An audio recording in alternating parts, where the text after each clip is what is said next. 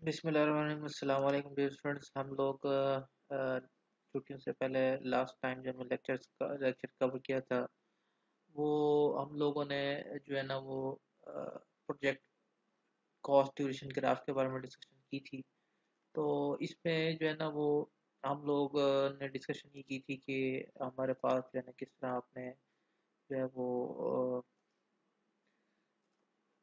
जो हमारे पास direct cost है और इनडायरेक्ट कॉस्ट है उसकी जो है ना हम प्लानिंग करते हैं, देखते हैं, एक ग्राफ सा बनाते हैं।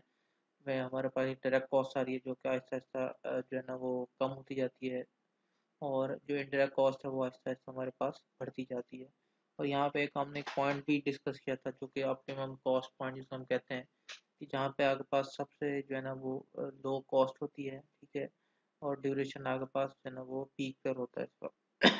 पीक पे तो नहीं होता, मिड ऑफ जो है ना वो तकरीबन मिड में आपका जो है ना वो ड्यूरेशन होता है। तो हम लोग इसकी डिस्कशन की थी। तो अब हम थोड़ा सा डिस्कस कर लें डायरेक्ट डायरेक्ट कॉस्ट के बारे में, जो है ना ये क्या चीज़ होती है, ये किस तरह इसको हम डिफाइन करते हैं। तो सबसे पहले देख लेते हैं, इसमें हमारे पास नेक्स्ट स्लाइड जी। प्रोजेक्ट इंडायरेक्ट कॉस्ट क्या है? Indirect cost generally represent overhead cost such as supervision, administration, consultant and interest. तो हमारे पास इंटरेस्ट कॉस्ट जो है ना जनरली जिसको हम कहते हैं वो ओवरहेड कॉस्ट होती है, जो कि हमारे पास चाहे सुपरविजन के लिए, एडमिनिस्ट्रेशन के लिए, कंसल्टेंट्स के लिए जो है, या इंटरेस्ट जो हमारे पास शो हो रहा होता है उसकी जो है ना जो यूजली यूज होता है वो हमारे पास इंटरेस्ट कॉस्ट होती है। Interest cost can not be associated with any particular work package और activity, hence the term interest cost very directly with time. ये अब ये नहीं कह सकते डायरेक्ट कॉस्ट जो है वो बिल्कुल किसी एसोसिएट हुआ हुआ है किसी पर्टिकुलर वर्क पैकेज से और एक्टिविटी से। बट जो है ना हम ये कह सकते हैं कि ये जो है ना एक इंडिपेंडेंट सी एक जो है ना हमारे पास जो है ना वो कॉस्ट है, जो कि इनडायरेक्टली जो है ना वो हमारे पास प्रोजेक्ट पे इफेक्ट कर रही होती है। तो इसमें जो है ना आपकी डायरेक्ट कॉस्ट जो है ना वो वेरी भी करी होती है, जो है ना टाइम के साथ साथ वो जो है ना अगर हम बात करें तो वो जो है ना वेरी भी करती है। That is any any reduction in time should result a reduction of indirect cost. ठीक है, तो हमारे पास क्या है कि जैसे कि हमारे पास टाइम की जो है रिडक्शन होती है तो उसमें हमारे पास जो इंडायरेक्ट कॉस्ट है उसकी भी रिडक्शन आएगी। जैसे कि फॉर एग्जांपल अगर बात करें daily cost of supervision admission are $2000 per day, अगर हम बात करते हैं any reduction in the project duration would represent saving of $2000 per day. ठीक है, जितना हमारे पास प्रोजेक्ट कितना टाइम कम होगा, फॉर एग्जांपल 12 महीने का था तो आपने उसको 11 महीने 25 दिन का कर दिया तो हमारे पास 5 जैसे दिन सेव हो गए। इसमें अगर फॉर एग्जांपल एक कॉस्ट हमारे 2000 के करीब डॉलर की पड़ी तो हमारे पास 5 दिनों की कॉस्ट तकरीबन जो है ना वो 10,000 जो है ना आपके पास जो है ना वो सेव हो जाएगी। Indirect costs are significant percentage of total project cost. Reduction in project time can result very real saving. तो अगर हम ये एक बात करते हैं कि अगर सिग्निफिकेंट जो है ना कॉस्ट है आपके पास टोटल प्रोजेक्ट की इनडायरेक्ट कॉस्ट, तो जो अगर प्रोजेक्ट टाइम जो है ना अगर वो को आप ज़्यादा कम कर दें तो उसमें यही बात है आपके पास एक आपको ह्यूज अमाउंट जो है ना वो नज़र आएगी सेविंग की। और जो आपने सेविंग की ऑब्वियसली बात है वो आपकी जो है ना वो जो है ना वो आपकी पॉइंट आपकी जो है ना जेब में है पैसे वो, तो जो है ना वो बेसिकली आपके हैं। तो इसलिए जो है ना ये इंडायरेक्ट कॉस्ट का जो है ना बड़ा एक इम्पोर्टेंट जो है ना वो रोल है आपके पास किसी प्रोजेक्ट की जो है ना वो कंप्लीशन के अंदर। तो इसको जो है ना हम ज़रूर देखते हैं कि इसमें जो है ना डायरेक्ट कॉस्ट क्या रही है इसकी भी हमने कैलकुलेशन करी है। अच्छा, डायरेक्ट कॉस्ट देख लेते हैं। तो डायरेक्ट कॉस्ट जो है ना डायरेक्ट कॉस्ट जो है ना वो commonly represent labour, material, equipment and sometimes सब कॉन्ट्रैक्टर। तो ये मेन कॉस्ट है आपके पास जो कि एक जो है ना वो यूजली यूज हो रही होती है, जो कि हमारे पास कॉस्ट होती है जो लेबर की है, मटेरियल्स की है, इक्विपमेंट की है, और समटाइम्स सब कॉन्ट्रैक्टर्स। तो हम सब कॉन्ट्रैक्ट बाद होगा हमें फ़ायदा इसमें हो रहा था कि हम सब कॉन्ट्रैक्टर को जो है ना वो अपना थोड़ा सा कम दे देते हैं, तो उससे हमारे पास जो है ना कुछ पैसे की बचत हो जाती है। तो ये आगे चल के हम इसको देखेंगे। तो ये पहले भी हमने डिस्कस किया था। तो इसमें जो है ना कुछ चीज़ें आती हैं वो हम डिस्कशन करेंगे इसके अंदर। The ideal assumption is that direct cost for an activity time represent normal cost, which typically mean low cost, efficient method of normal time। अच्छा भाई, ये जो है ना एक थोड़ा सा assumption है लोगों की कि जो डायरेक्ट कॉस्ट है वो एक की जो है ना हम कह सकते हैं कि वो नॉर्मल कॉस्ट है जो कि एक्चुअल में लग रहा होता है, जो कि ऐसा नहीं होता। एक जनरल एक लोगों का एक माइंड सेट ये बना हुआ है कि डायरेक्ट कॉस्ट यही होती है, लेकिन एक इनडायरेक्टली कॉस्ट होती है जो है ना ये मतलब छुपी हुई कॉस्ट होती है जो कि आपके एक प्रोजेक्ट को अफेक्ट कर रही होती है। ठीक है, तो when project duration are impose direct cost may no longer represent low cost efficient method. तो जब प्रोजेक्ट ड्यूरेशन की जब बात करते हैं, उसको इम्पोज करते हैं, तो उसमें जो डायरेक्ट जो कॉस्ट है वो जो है ना लो जो है ना कॉस्ट भी रहती है, और एफिशिएंट मेथड भी जो है ना उसमें वो नहीं आता। तो cost for the impose duration date will be higher than the project duration develop from ideal normal time for the activities. तो हमारे पास जो कॉस्ट है इम्पोर्ट ड्यूरेशन की वो बेसिकली क्या है कि हायर भी हो सकती है, जो हमारे पास जो है ना प्रोजेक्ट ड्यूरेशन डेवलप हो रही है, जो कि नॉर्मल टाइम से हमारे पास नॉर्मली जो हमारे पास एक्टिविटीज़ हैं जिसको हम ऑलरेडी जो है ना एक उसको रखा हुआ है हमने। तो ये जो है ना जो है ना इफेक्ट किस तरह हो सकती है, because direct costs are assumed to be developed from normal method and time, any reduction in activity time should add to the cost of the activity। तो उसमें जो है ना हमने यूजली क्या किया था, डायरेक्ट कॉस्ट को जो है ना वो एज्यूम किया था कि जो है ना वो नॉर्मल मेथड से जो है ना और टाइम से निकल आएगी, लेकिन होता ही ऑब्वियस सी बात है कि उसमें थोड़ी जो है ना वो नहीं होती नॉर्मल कॉस्ट ना, जितना हम जो जो है ना डायरेक्ट कॉस्ट की बात करते हैं। तो any reduction in activity time should end to the cost of the activity. तो जो है ना रिडक्शन एक्टिविटी में जो है ना वो अगर हम एक्टिविटी को रिड्यूस करते हैं किसी भी, तो हमारे पास क्या होगा, वो हमारे पास कॉस्ट ऑफ एन एक्टिविटी जो है ना वो ऐड हो जाएगी। तो वो आपके पास ऑब्वियस सी बात है, एक जो है ना वो कॉस्ट जो है ना वो बढ़ जाएगी। अगर हम ये कहते हैं कि भाई ये एक ही चीज़ है आपके पास डायरेक्ट इनडायरेक्ट कॉस्ट, उसमें जब हम जो है ना एस्टिमेट लगाते हैं, तो उसमें बाद फिर हम इसको चीज़ को कवर नहीं करते, ये चीज़ हमारे पास रह जाती हैं। तो फिर जब हम एक नॉर्मली एग्जीक्यूट कर रहे होते हैं चीज़ को, तो फिर हमें पता चलता है कि वहाँ पे इसकी कितनी अहमियत है, और वहाँ पे इसकी जो है ना कहाँ पे ये यूज़ होता है। तो sum of the cost of all work packages activities represent the total direct cost for the project. तो ये आपके पास जो क्या है कि sum of cost of all project packages work packages का जो ऑल सम है कॉस्ट का, वो आपके पास क्या है कि वो एक्टिविटीज रिप्रेजेंट कर रहा है जो डायरेक्ट कॉस्ट के पास आपके पास हो रही है। टोटल डायरेक्ट कॉस्ट जो है ना बेसिकली शो कर रहा है आपको। The major difficulty faced in creating the information for the graph similar to the graph previously shown in computing the direct cost for sorting individual critical activities and finding the total direct cost for each production. As the project time is compressed, the process requires selecting those critical activities that cost is least to the shorten। ठीक है, तो हमारे पास major difficulty क्या होती है कि हम जो है ना वो इंफॉर्मेशन जो है ना वो क्रिएट करते हैं ग्राफ से, जो हमने लास्ट टाइम ग्राफ देखा है। तो उसमें क्या होता है कि शॉर्टिंग इंडिविजुअल क्रिटिकल एक्टिविटीज़ को जो ना हम फोकस कर रहे होते हैं, कि जो एक क्रिटिकल एक्टिविटीज़ हैं, जो आपकी कॉम्प्लेक्स एक्टिविटीज़ हैं, उनको हम जो है थोड़ा सा शॉर्टन करने की कोशिश कर रहे हैं। तो उसमें हमारे पास क्या है कि ये चीज़ मिलती है finding total cost direct cost for each project as project time complex. तो उसमें ये भी हम फाइंड करते हैं डायरेक्ट कॉस्ट जो है ना वो प्रोजेक्ट की ड्यूरेशन की, वो एज अगर प्रोजेक्ट टाइम जो है ना उसको जो है ना कंप्रेस किया जाए, तो उसमें हम थोड़ा सा देख लेते हैं चीज़ों को कि किस तरह जो है ना हम इसको हैंडल करना है। तो the process requires selecting those critical activities that cost the least to shorten. तो हमारे पास एक जो है ना प्रोसेस है, जो हम जो है ना हमें रिक्वायर होता है कि जिसमें हम क्रिटिकल एक्टिविटीज़ को जो है ना वो सिलेक्ट कर लेते हैं, उसमें जो है ना उसको जो है ना उसकी कॉस्ट को शॉर्ट करने की कोशिश करते हैं।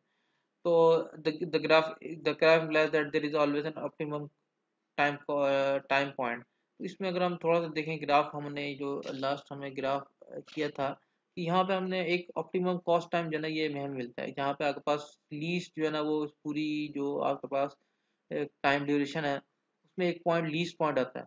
ठीक है, तो ये हमारे पास जो है ना वो ऑप्टिमम टाइम कॉस्ट होता है। There is only to shorting a schedule has incremental direct cost saving exceeding the incremental direct cost incurred. तो ये जो है ना उस वक्त ही जो है ना वो कि इसकी जो आपके पास टू होता है, कि जब आप कहते हैं कि इनडायरेक्ट कॉस्ट जो है ना उसमें इंक्रीमेंटल जो है ना वो एक्सीडिंग आ जाती है एक्सीडिंग, और जो आपके पास जो डायरेक्ट कॉस्ट है उसकी जो है ना वो डिक्रीजिंग जो है ना वो आपके पास शो होती है। उस सूरत में जो है ना वो आपके पास ये आपके पास जो है ना वो जो है ना ग्राफ आता है। मतलब फॉर एग्जांपल यहाँ पे अगर हम देखें, मतलब ये जो ग्राफ है इसमें हम ये उसी वक्त जो है ना वो ट्रू कह सकते हैं इसको, कि जब आपके पास ये जो है ना वो ये डायरेक्ट कॉस्ट है, इसकी जो है ना वैल्यू आहिस्ता आहिस्ता कम होती जा रही है, और इनडायरेक्ट कॉस्ट की जो है ना आहिस्ता आहिस्ता वैल्यू बढ़ जाती है। अगर ये आपके पास बहुत ज़्यादा वेरी हो रहा हो, ये ऊपर हो ये नीचे हो जाता है, फिर ये आपके पास ऑप्टिमम कॉस्ट नीचे नहीं आती जैसे हमने यहाँ निकाली है। ठीक है, तो इसके कुछ हमारे पास जो है ना वो लिमिटेशंस हैं। However in practice there is always several activities in which the direct cost of shortening are less than the indirect cost। तो अगर हम प्रैक्टिस में एक्चुअल में बात करें तो जो है ना there are always several activities, कि अगर बहुत सारी एक्टिविटीज़ हैं जिसमें हम कॉस्ट को जो है ना वो शॉर्ट कर सकते हैं एज कम्पेयर टू, अगर हम डायरेक्ट कॉस्ट की बात करें। तो using the project cost distribution graph by valuable comparison or any proposed alternative or change with the optimum cost and time, तो हम वैल्यूबल कंपैरिजन करके जो है ना वो एक और अल्टरनेट प्रपोज जो है ना वो कर सकते हैं, जो कि आपको जो है ना वो टाइम की ऑप्टिमम जो है ना वो बता सकता है। और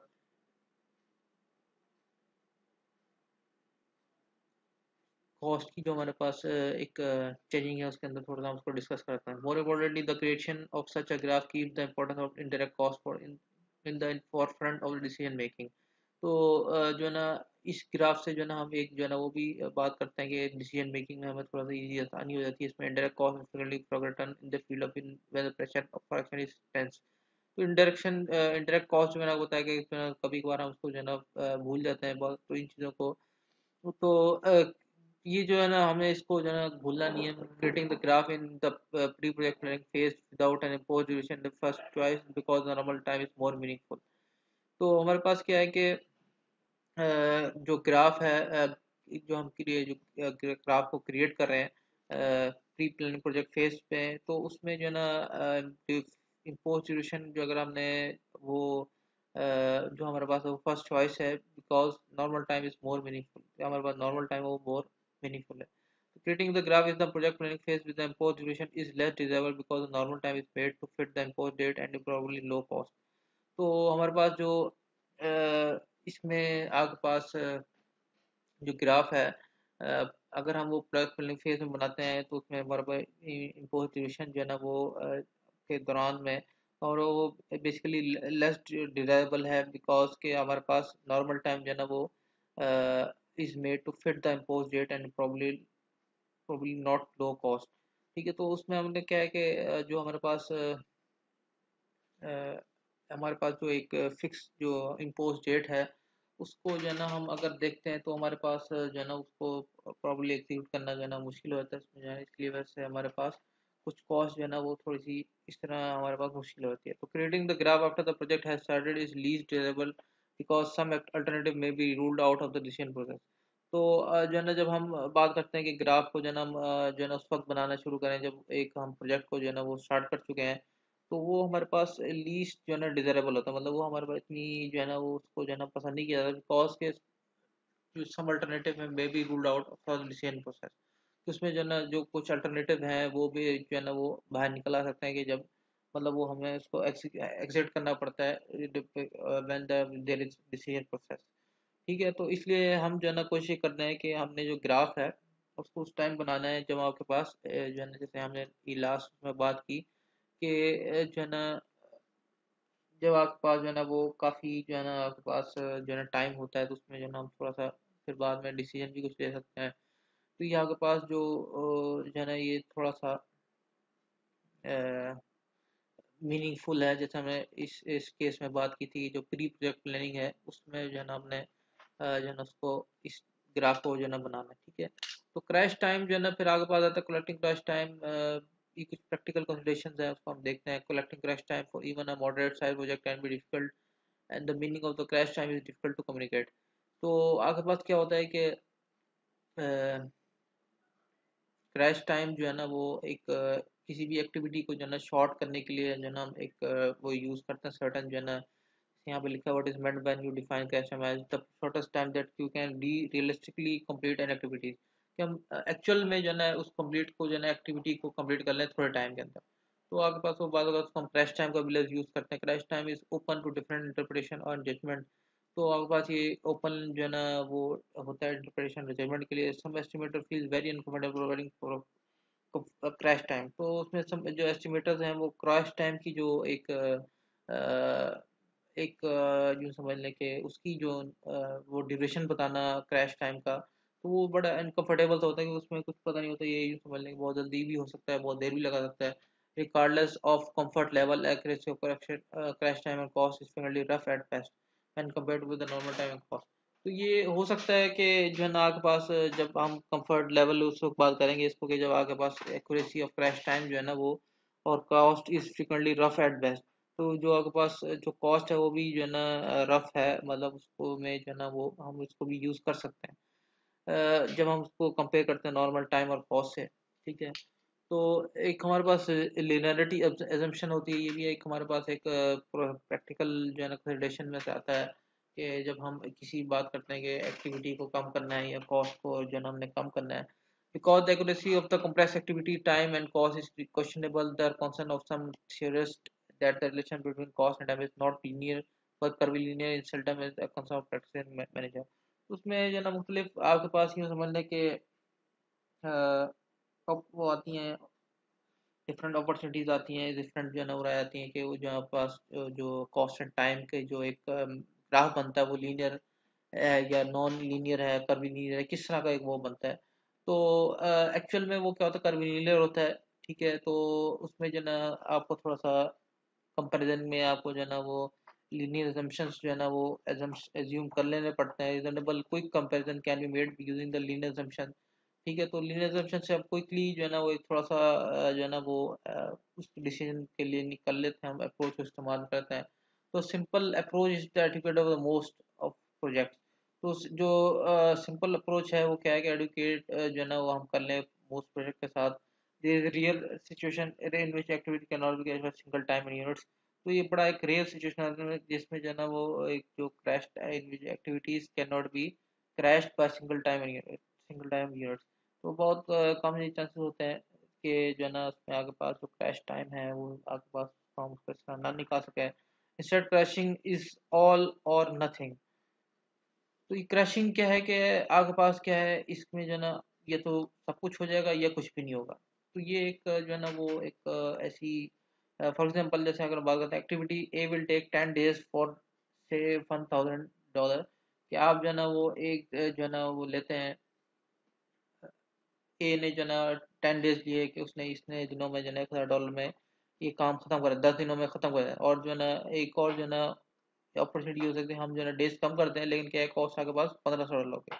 बट क्या है कि no option exist in which activity A will take 8 और 9 days, मतलब इसमें दरमियान में कोई हमारे पास अपॉर्चुनिटी नहीं है। तो इसको जो है ना हम जो है ना वो इस तरह जो हमारे पास केसेस होते हैं तो उसको जो है ना थोड़ा देखते हैं रिलेटिव assumptions करके। और चॉइस ऑफ एक्टिविटीज की बात करें तो क्रैश रिविजिटेड की बात करें तो the cost time crashing method relies on choosing the cheapest method for reducing duration the reducing the duration of the project. तो आपके पास क्या है कि कॉस्ट टाइम जो है ना क्रैशिंग मेथड जो है ना वो बेसिकली है कि जो चूजिंग कर रहा होता है, चूज कर रहा है on choosing the cheapest method को जो है ना वो चूज कर रहा है। There is no other factor that should be assessed beyond simply cost. तो हमारे पास क्या है कि और कोई फैक्टर नहीं है जिसमें हम कह सकते हैं कि जो है ना वो ये असेस किया गया बियॉन्ड सिंपली कॉस्ट के साथ। First, the inherent risk involved in the crashing particular activity need to be considered। Some activities are riskier than the crasher other than other।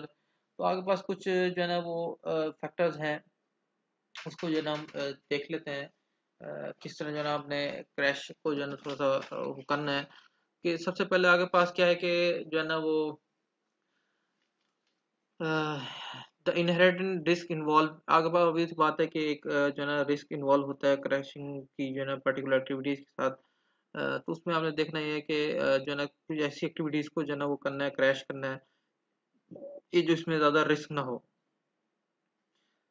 लेकिन कुछ एक्टिविटीज ऐसी होती हैं जो बहुत ज़्यादा रिस्की होते हैं, अगर हम छेड़ दें तो आपके लिए बहुत मसला कर सकते हैं। For example accelerating the completion of code may not be wise if it increase the likelihood of error surfacing downstream. अगर हम कोई प्रोजेक्ट बना रहे हैं उसकी जो है ना हम इस तरह क्रैश उसमें वो लेके जाते हैं, तो उसमें ऑब्वियसली बात है ये हमारे पास फिजिबल नहीं है कि इसमें जो है ना आपकी जो है ना वो कोड में अगर हम उसको चेंज स्पीड अप कर दें तो ऐसी बात है उसमें एरर आने के चांस ज़्यादा होंगे। एरर आने के चांस ज़्यादा होंगे उसमें ऑब्वियसली बात है कि जो है ना वो आपके पास जो कस्टमर्स होंगे वो पीछे हट जाएंगे। Conversely crushing a more expensive activity may be wise if fever inherit and involve. तो अगर इसकी इसमें अपोजिट में देखें तो क्रैशिंग जो है ना वो मोर एक्सपेंसिव एक्टिविटी को अगर हम जो है ना वो क्रैश करें तो वो मे बी वाइज हो सकता है। उसमें जो है ना अगर कोई हमारे पास इनहेरिटेंट रिस्क आता है उसको अगर इन्वॉल्व कर लेते हैं, उनको जो है ना कुछ सुलझा लेते हैं, तो आपके लिए जो है ना ये जो है ना वो थोड़ा सा फाइन जो है ना वो हमारे पास जो है ना कुछ एक्टिविटी आ जाते हैं। सेकेंडली अगर हम बात करें दूसरा अपॉर्चुनिटी है, timing of activities need to be considered. तो आपने टाइमिंग भी जो है ना एक्टिविटीज कंसिडर करनी है। क्रैशिंग अर्ली एक्टिविटी में be sensible if there is concern that subsequent activity are likely to be delayed and absorb the time gain. तो इसमें जो है ना टाइमिंग को ज़रूरत है, आपने देख लेना है कि अगर आप अर्ली अर्ली एक्टिविटी जो है ना उसको उसको देख लेते हैं, उसकी जो है ना उस पर अगर आपके समझ से सेंसिबल है, तो अगर उससे जो है ना कंसर्न नहीं आ रहा कि उससे एक्टिव अगले आने वाली एक्टिविटीज़ जो है ना वो डिले होंगी, अब्जॉर्व होंगी, जो भी है, अगर वो नहीं आ रही तो आप उसको भी अर्ली एक्टिविटीज़ को जो है ना वो जो है ना क्रैश थोड़ा सा कर सकते हैं, टाइम के जो है ना वो कम कर सक किया जा सकता है। ठीक है, तो थर्ड बात करें, crashing currently result in all over allocation of resources. तो जो है ना क्रैशिंग जब हम बार बार इसको करते हैं क्रैशिंग को, तो उससे जो है ना रिजल्ट क्या आता है कि इसमें आपके पास ओवर एलोकेशन की जो है ना एक जो है ना वो बीमारी पैदा हो जाती है। तो the resources required to accelerate a cheaper activity may be suddenly not to be available. Resource availability is not cost may indicate which activities are crashed. तो उसमें जो रिसोर्सेज की जो है ना बहुत ज़्यादा आपके पास मसले मसाइल होते हैं, जिसकी वजह से जो है ना आप जो है ना बाद इस चीज़ को इम्प्लीमेंट नहीं कर पा रहे होते हैं। तो फाइनली अगर हम बात करें, the impact crashing would have on the moral and motivation of the project team needs to be assessed. Release count method repeatedly signal across subgroup to accelerate progress, fatigue and assessment रीसेंटमेंट में set है। तो impact जो है ना वो crashing का basically हो गया नॉर्मल, और मोटिवेशन जो है ना प्रोजेक्ट टीम की भी जो है ना उसको हमें देखना है, जो आपके पास प्रोजेक्ट टीम है उसकी भी जो है ना मोटिवेशन को भी असेस करना है।